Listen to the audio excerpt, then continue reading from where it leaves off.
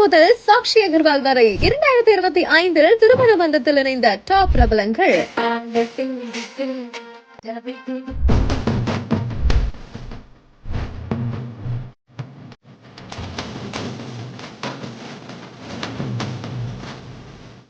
2025ல பாத்தீங்கன்னா நிறைய செலிபிரிட்டிஸுமே தங்களோட காதலர்களையும் காதலிகளையும் அழகா கரம் பிடிச்சாங்க. அந்த வகையில நடிகை சமந்தா பாலிவுட் இயக்குனர் ராஜ் நிதிமுருவ காதலிச்சு கோயம்புத்தூர்ல இருக்கக்கூடிய ஈஷா யோகா மையத்துல இருக்கிற லிங்க பைரவி கோவில்ல நண்பர்கள் மற்றும் உறவினர்கள் முன்னிலையில அழகான திருமணத்தை பண்ணிக்கிட்டாங்க.